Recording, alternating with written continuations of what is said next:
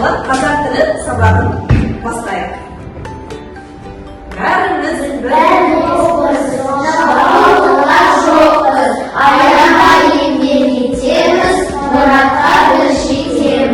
жарайсыздар, балалар, отыра қойыңдар. Балалар, бүгінгі сабақты біз осындай бағалау шкаласымен бағалаймыз, яғни бір-бірімізді, топты, жұпты бағалаймыз. Балалар, қазір біз өткен сабақтағы алған білімдерді тексеру үшін тесттерді, тест тапсырмасын орындай қоямыз. Өткен сабақта біз сөз таптарын бастап едік.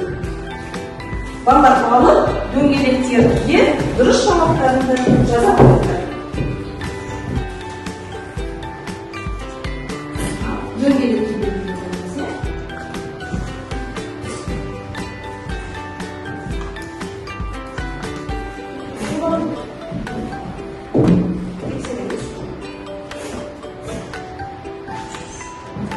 Бестен бес.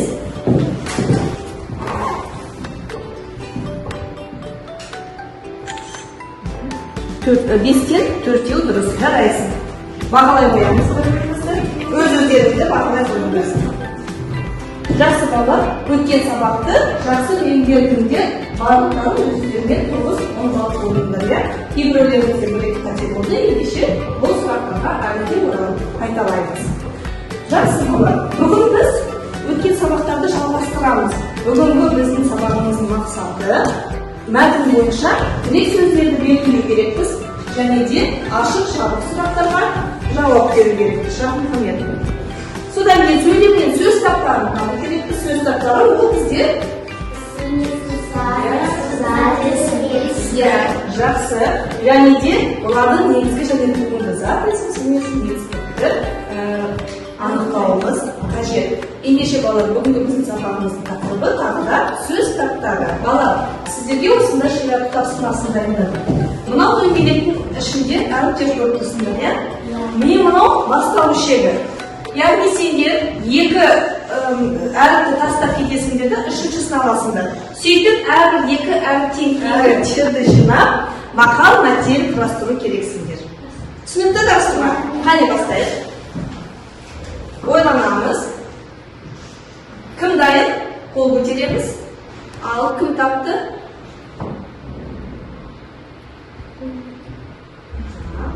Жансая тапты, Айзада тапты. Таптық па?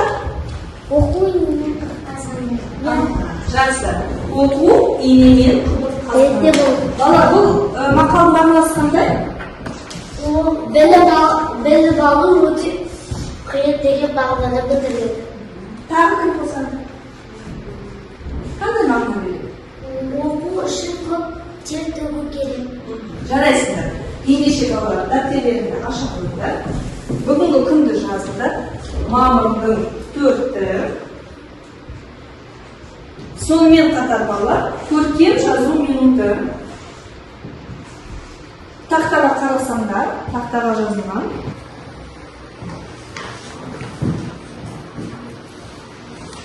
Жақсы балалар, аяқтар болса, сендердің назарларында келесі тапсырма, тыңдалу тапсырмасы. Мен бағымды оқып беремін, оқия тыңдаймыз. Қазір ауылға барғанда деп аталады. Мен биылғы жазда ауылға бардым.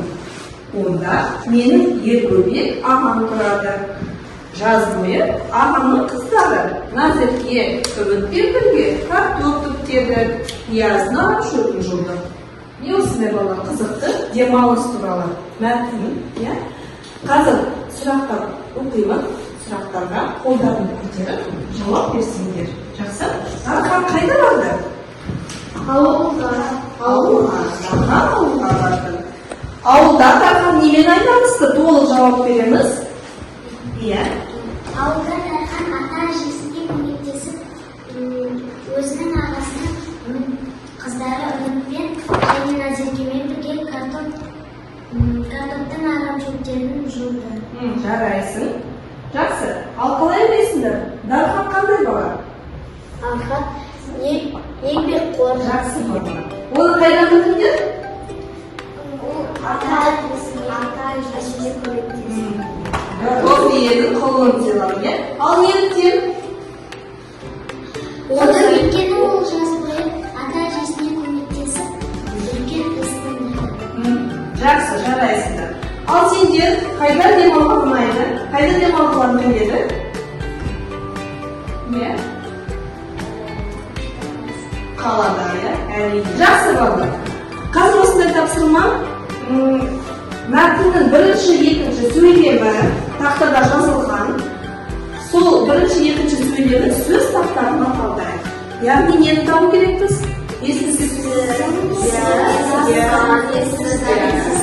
Жақсы, бастай қойыңдар. Алла оқығайшы.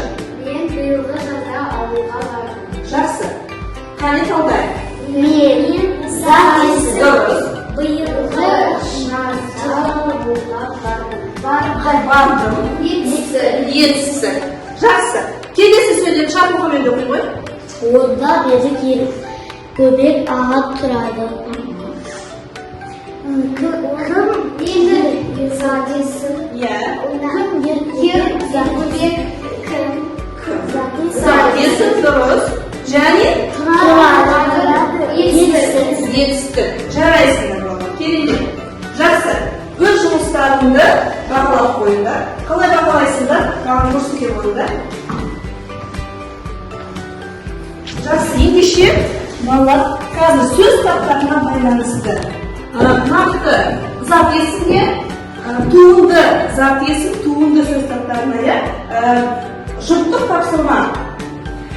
Сіздер көпшіліктер орнына негізгі зат есімді қойып жазу керексіздер.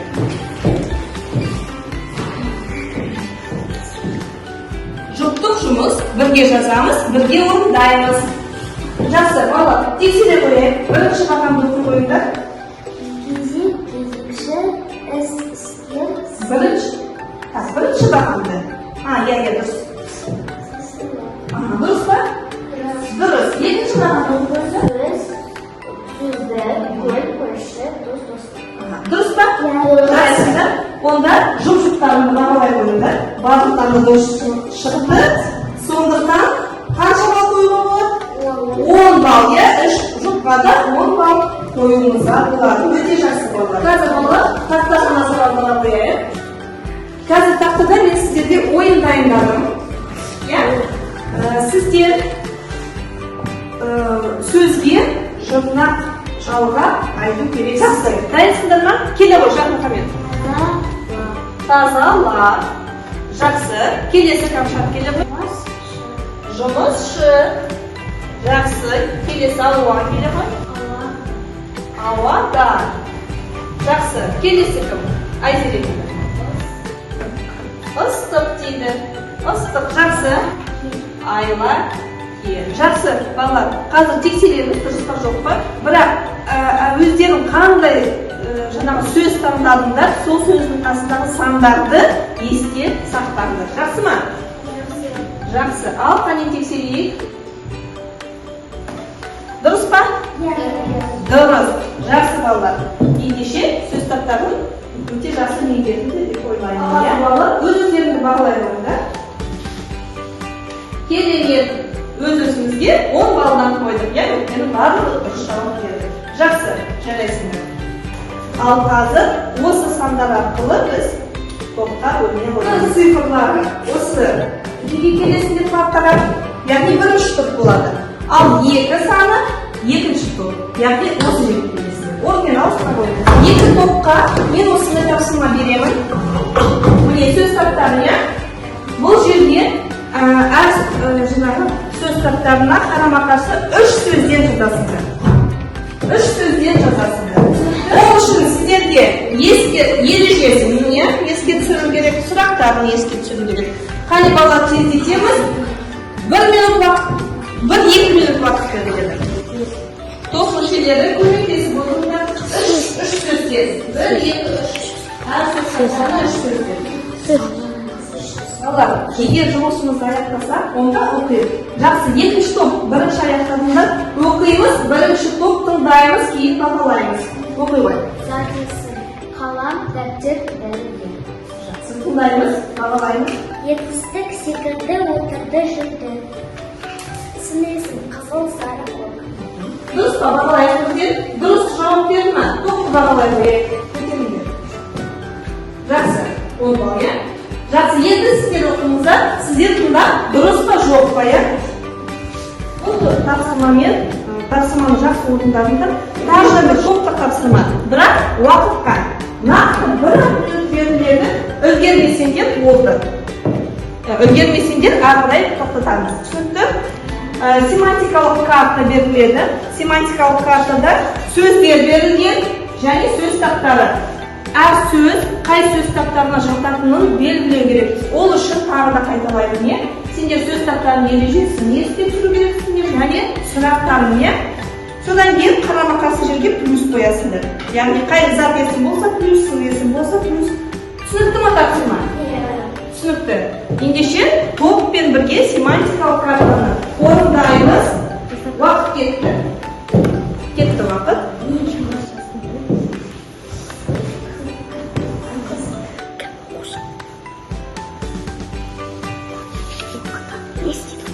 Екінші топ бірінші аяқтады және бірінші топ аяқтады, иә? Жарайсыздар, балалар, жартымен тергедіңдер. Ал енді оқиық. Оқимыз, дәлелдейміз.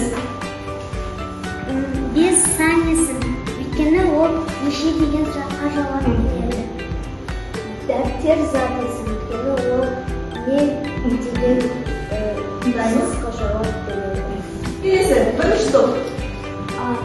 Ал сіздер тыңдайсыңдар, иә? Алма зат есім. Ол не деген сұраққа жауап береді. Барды, не етістік барды, ол не істеді деген сұраққа жауап береді. Жақсы балалар, жарайсыңдар, бағалаймыз. Тездетіңдер бағалаймыз. 10 деген балл. Осыны топтық жұмыстар аяқталды. Қазір орнымызға отыра қояйық. Өткен сабақтарды да, бүгінгі сабақты да жақсы меңгергендерің көрініп тұр. Ендеше сабақты тоқтайық. Қараңдар, қандай керемет қол шатыр. Қарасаңдар, қол шатырда сөз таптары жабыстырылған, және де жаңбыр тамшылары бар. Сабақты бекіту үшін сіздер келіп, бір тамшыдан алып, өздерің сабақты бекітіп, білген түйгендеріңді айтып өтулерің керек. Түсінікті? Содан кейін барып алып, біздің күннің көзімізді біз өстеміз керек. Толықтыруымыз керек, иә? Жақсы бала, келе қойыңдар.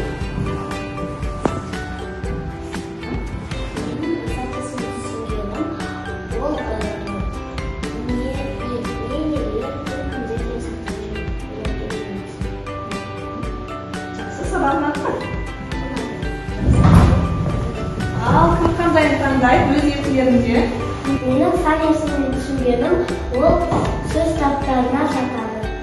Болды? Ал сабақ ұнады ма? Сабақ ұнады. Жақсы. Менің зат есімін түсінгенім, ол сөз таптарына жатады және заттың атауын білдіреді. Және не, неде, кім, кімде деген сұраққа жауап береді. Түсінгенімді, не істеді, не қылды, қайтты деген сұрақтарына жауап береді. Сабақ өтсе. Келді, рахмет. Сын есім қандай деген сұраққа жауап береді. Менің түсінгенім, зат есім кім, кімге, нелер сұрағына жауап бергенін түсіндім. Балалар, рахмет. Ал Қанекке қараңдаршы, не шықты? Күннің көзі, иә? Балалар, қараңдар, күннің көзі қалай жарқырап тұр, иә? Ендеше сабақ тақырыбымен байланыстыратын болса, мен сендерге күн көзінде күлімдеген жақсы бір демалыс тілеймін. Иә? Содан кейін балалар, бүгінгі сабақты сіздер өте жақсы меңгердіңдер. Сондықтан да әрбіреуіне мен өте жақсы деген баға қоямын. Айзада кейбір жерде қателіктерім болды, бірақ келесі сабақтарға дейін оны түзетесің деген ойдамын. Балалар, үй тапсырмасын жазып аласыңдар. Үй тапсырмасына осы әр сөз таптарына байланысты бір сөйлем құрастырып келесіңдер. Тапсырма түсінікті ме? Иә. Жақсы балалар, бүгінгі сабақта басында қойған мақсатымыз не еді? Сөз таптарын қайталау. Қайталау. қайталау, иә, жалпы алғанда сөз таптарын қайталау. Және де бүгінгі сабақ бойынша сіздер мақсатқа жеттіңдер деп ойлаймын. Сол себепті мен сіздерге осындай бағалау смайлерін беремін. Жарайсыңдар балалар. Осымен балалар, біздің сабағымыз аяқталды. Сау болыңдар. Сау болыңдар.